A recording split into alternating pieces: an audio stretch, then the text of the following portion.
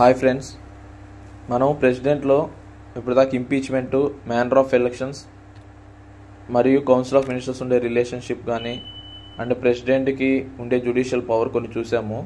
And next ఈరోజు మనం ప్రెసిడెంట్కి ఉండే executive powers, legislative powers and some powers అనేవి చూద్దాము. ఫస్ట్ వన్ వచ్చేసి ఎగ్జిక్యూటివ్ పవర్.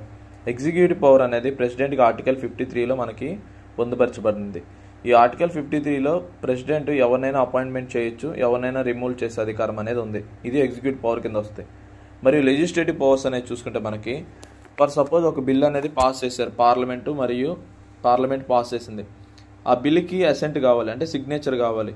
ప్రెసిడెంట్ యొక్క అసెంట్ అనేది చాలా ఇంపార్టెంట్. ఒక బిల్లు ప్రెసిడెంట్ అసెంట్ వచ్చిన తర్వాత మాత్రం అది యాక్ట్గా బయటకు వస్తుంది. అలాగే ప్రెసిడెంటు పార్లమెంట్ని సమ్మన్ చేయొచ్చు, ప్రొరాగ్ చేయొచ్చు.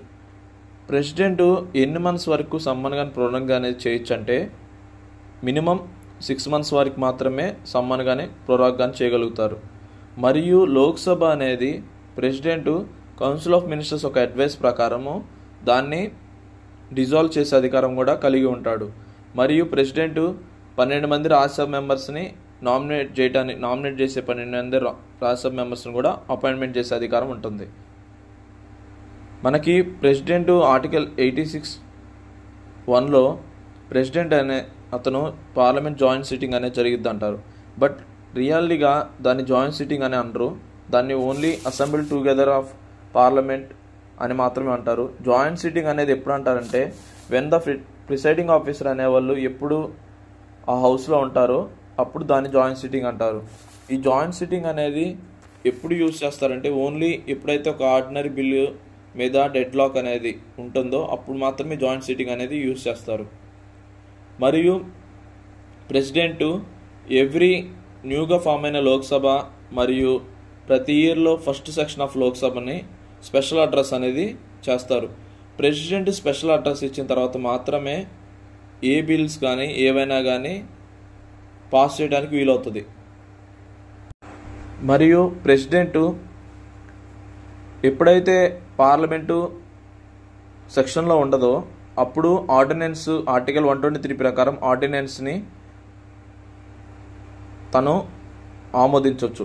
సో ఇవి legislative powers, some of the legislative powers of president.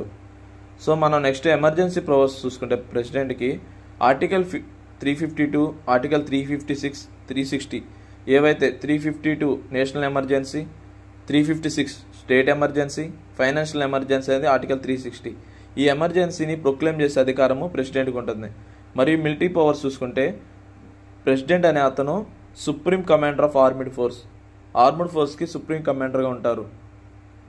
మరియు sole authority of declare wars కానీ ఏ కంట్రీతో అయినా పీస్ఫుల్ కానీ దేనికైనా కానీ ప్రెసిడెంట్ అనేది మెయిన్ ఇంపార్టెంట్.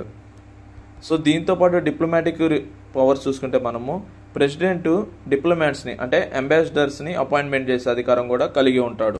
సో ఇవి ప్రెసిడెంట్ సంబంధించిన సమ్ ఆఫ్ ద పవర్స్. దీంతో మనకు కంప్లీట్గా ప్రెసిడెంట్ అనేది కంప్లీట్ అయినట్టు. మధ్యలో ప్రెసిడెంట్ సంబంధించి ఏదైనా వచ్చినప్పుడు we will discuss that one. Okay, thank you for watching.